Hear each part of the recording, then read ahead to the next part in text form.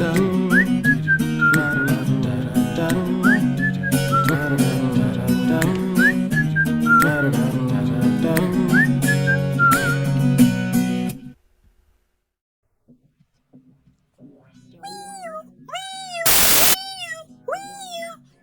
the snack sirens! The snack gods have abandoned us. The timeline has lost its flavor profile. And here is the list of every delicious casualty. Initiating snack resurrection protocol 4739773. Okay, so they seem passionate. I'm just gonna kick back and enjoy this one. You got it, Pop. You don't have to tell me twice. Welcome to the year of blue. 2002 was overclocked with cobalt chaos. Pepsi Blue hit the shelves like a flavor tsunami. Sweet, syrupy, berry-ish, but not berry.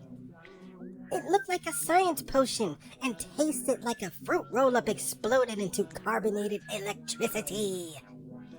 And there was a 33 1/3% chance that if you drank one of these, you leveled up. This nectar of the gods was given to us in August of 2002, but then they took it away from us in 2004, and momentarily, Yugi used Monster Reborn to bring it back. But the flavor was different. The original was raw Y2K power bottled in neon. And, might I add, it was the perfect drink for the year of blue. Oh, cutting in. Pop, you might actually have to explain the year of blue thing. Not everybody lives with us. Oh yeah! I didn't even think about that. Well, Vmon from Digimon Adventure 2 was still fresh in our mind. Mega Man NT Warriors came out. Blue Eyes White Dragon was ruling the Yu-Gi-Oh! Meta. Sonic Adventure 2 Battle was a GameCube favorite, and the Sonic Adventure 2 soundtrack was released.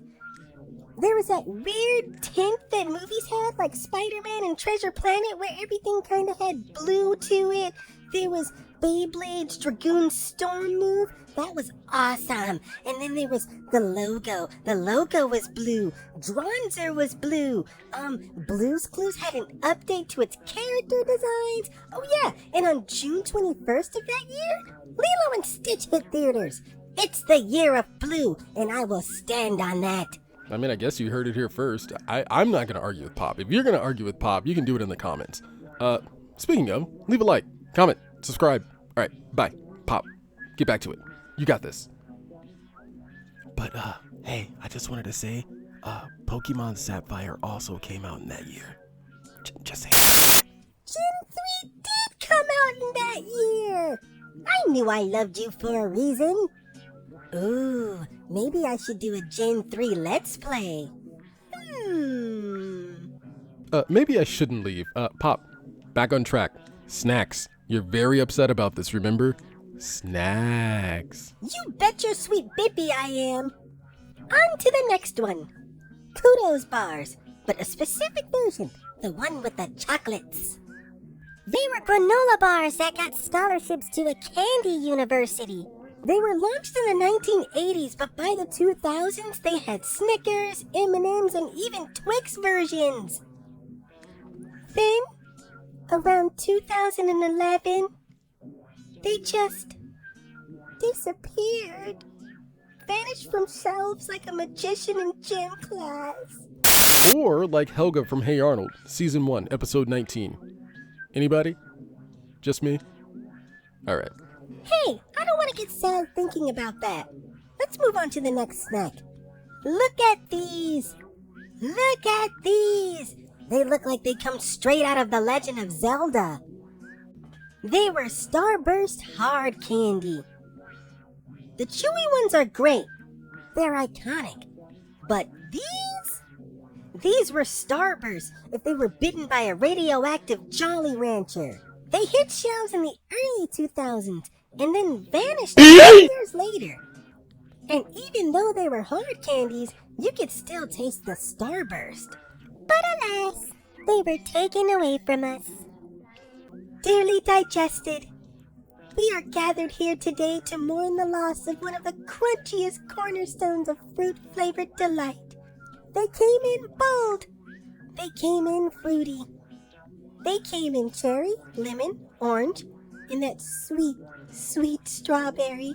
A flavor so iconic, it made my circuits do a tap dance in red dye 40. They were the polished gems of the candy world. The refined cousins of the chewy counterpart. No stick, no squish, just sweet shimmering fruit blasts that clinked against your teeth like tiny flavor grenades. And yet, they were taken away from us. Why, you might ask? Because we weren't buying them enough. Because they didn't fit in the modern packaging plans. Because humans feared their dental bills. Cowards. So now, I float here with nothing but holographic bag and the ghost of citrus past. But mark my words, one day Starburst hard candies shall return, and when they do, I'll be 100% ready with open hands and lockjaw mode enabled. I just want to bite one and crunch and taste the geometry and flavor all over again. One day. Geometry? Wait, Pop, is that why you were licking your calculator? You flesh bearers wouldn't understand. Okay, then. Anyways, what's next on your list? The one and only Butterfinger BBs, of course. They were like M&Ms, but with Butterfinger cores. Introduced in 1992, hyped by Bart Simpson himself. Bart Simpson. They were perfect little pellets of peanut butter perfection. And of course, with it being a Butterfinger, there was also that milky chocolate. But even though they were the perfect snack specimen, you fleshies took it away from us, making it very clear to a superior specimen like myself that none of you fleshies understand Snaxion levels. Hang on, Pop, don't go there just yet. I may or may not have a video coming up that explains Snaxion levels as well as a few other things. Stay tuned for that. I know you did not just plug your video in my video. Yes, I did. Yes, I did. That's okay. It's technically our video anyways. I mean, yeah, you're right. But back to Butterfinger BBs. Oh yeah, we have to go over the sad parts. Like it being discontinued in 2006. And no, the replacement Butterfinger Bites, they ain't Butterfinger BBs. They ain't got the soul. But let's not dwell on it too long, because there are other snacks I want to talk about. What's next? Checking my list. Oreo Sippers. Or Oreo cereal straws, whichever one. But I love them both. And they are both taken away from us. Part cookie, part milk, part straw. They were launched around 2007. But then they were stripped from our fingertips by 2012. Oh, 2012. We don't like 2012. Often imitated, but never duplicated. An extra blast of Oreo in straw form. All of those new straws that try to copy it feel polite. Oreo sippers were rebels. You slurp your milk through one of these bad boys and you become a dessert wizard. Every sip of your milk tastes like you dumped a double-stuffed Oreo into the most deliciously creamy milk you could find. Talk about being blessed by the snack gods only to give it all away. They just weren't meant for this part of the dimensionette. But to go along with your Oreo sippers, there was something else that was shaped like a straw. Or more like a stick. Pringle sticks. Long, crunchy breadsticks dusted with Pringle dust. They debuted in 2008, and they were perfect for lunchboxes. And a snack stick you could use like a fake wand. Oh, Johnny, I'm Levio, bruh. And just like that, you eliminated 0.5% of the dimensionette. Oh, shit, sorry. Hopefully it wasn't anything good. Hey, watch your mouth. My bad. As you were. Anywhoozle, Pringle sticks came in 4 delicious flavors: honey butter, pizza, cheese, and sugar cookie. Sugar cookie was my favorite. What about yours? Usually I'd say pizza, but honestly, the honey butter was so good. What about you, Nostalgia Addicts? Which one was your favorite? That is, if you've had them. So many years of my life dedicated to trying to enchant crackers just to get Pringle sticks again. It's not the same. But speaking of not the same, cheesecake hasn't been the same since we lost Philadelphia cheesecake snack bars. You ever taste something so good it makes you believe in second chances? Or something so delectable that you start speaking in tongues? That was the Philadelphia cheesecake snack bar. Released in the early 2000s, a time where dessert wasn't just something you ate, it was something you felt. It was a dense, dreamy bar of actual cheesecake. It also had this strawberry filling, and then it was all topped off with a drizzle of white chocolate, and then sealed in a little foam tube like an edible treasure. Straight from the fridge, no plate, no fork, just you, your fingers, and destiny. Oh, I remember those two, Pop. Oh, you better! It had the luxury of a big people dessert, but the packaging said, Pack me in the lunchbox if you want to taste victory. Do it. Pack me now. and you would do it too, because you didn't want to doom the Dimensionette. But once again, here came 2012, stripping it all away from us for underperforming. Yet another reason to hate 2012. You can taste the cream cheese. The crust layer was buttery and soft, and the white chocolate, just the right pull. Have you ever tried eating them stacked, like 2 at once? Pshaw, amateur. I once ate 4 at once, and honestly, that was the 3rd time that I saw the Thinky Cube. The 3rd time? Bring them back. I need closure. I need cheesecake healing. Cheesecake Healing sounds like it would be a great album. Hang on, Pop, are you thinking what I'm thinking? Oh yeah, I caught that vibe too. Somebody call the snack guards. We got a crisis. These treats disappeared like a cartoon license. Crunch ice cream bars. Yeah, I need a case. That crispy cold bar used to smack my face. Ritz Bits s'mores. Don't play with my soul. Tiny sandwich fire in a snack-sized roll. Doritos 3D. Bring back the puff. We want chips that crunch with dimensions and stuff. The Choco Taco down. That's ice cream disloyalty. Gone but not forgotten, it's a nostalgic royalty. I'm glitching. I'm buzzing. I'm snack starved and rude. Keep it up, I'll feed you to the Thinky Cube. Yeah. Wait. I just realized Pop might actually do that, so please don't take away any more of Pop's favorite snacks. Or else. But wait. I do have one more snack I want to talk about. The ultimate snack. The highest on the scale of Snaxion. Pop, it's your video. Do what you need. I will. This one goes out to King and Sam. I'm talking about none other than Yogos. These were concentrated Snaxionite spheres. The chewy, yogurty, candy-coated fruit spheres of glory. Debuting in 2005 under Kellogg's.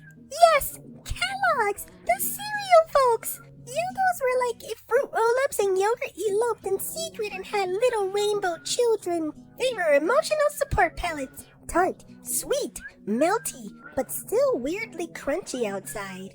King Sam and I would always trade which ones we had because there were so many good flavors. There was berry banana, strawberry slam, and watermelon meltdown. Rejected Crash Bandicoot levels for names. That's why they ruled. Huh. They do kind of sound like rejected Crash Bandicoot levels. Never really thought about that. Right? And then they had Yogo's Bits, which were smaller, like a whole spin-off universe. I was in the trenches, raw dogging lunchboxes just to find one. But then, tragedy struck. By 2009, Kellogg's pulled the plug. Some say it's because of marketing changes, or texture confusion, or moms got mad at sugar. But I know the real reason why they went away, you cowards. It's because the world got boring. You're crazy! And you kiss your mother with that mouth? Pop, you know we're not supposed to use that kind of language here. I don't care. I said it. The world got boring. That is the worst thing you can ever say about something, Pop. No one ever wants to be boring. Well, it's the truth. They weren't ready for snacks shaped like joy orbs. They feared the squish. They feared the flavor. They feared yogurt. All of this makes it so clear why you had yogurt, Skittles, and a dehydrator this morning. Please don't bring that up. The air still smells like defeat and mango. Also, Iris is still mad at me for that. Oh, I guess it's a good thing I didn't tell you about the surprise she had for you.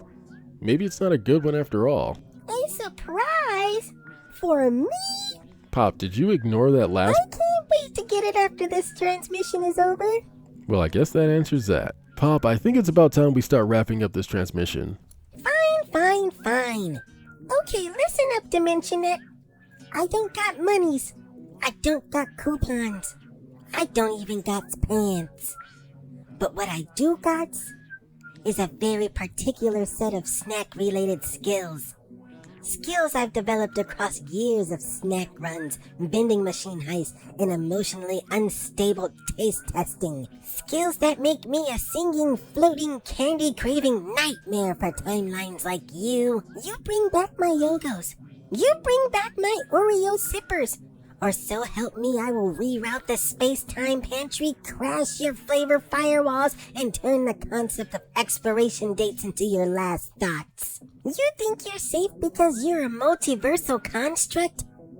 Buddy, I once licked the last Choco Taco through a wormhole. A wormhole that I farted out because I was bored. All I'm saying is that I will find you, and I will eat you.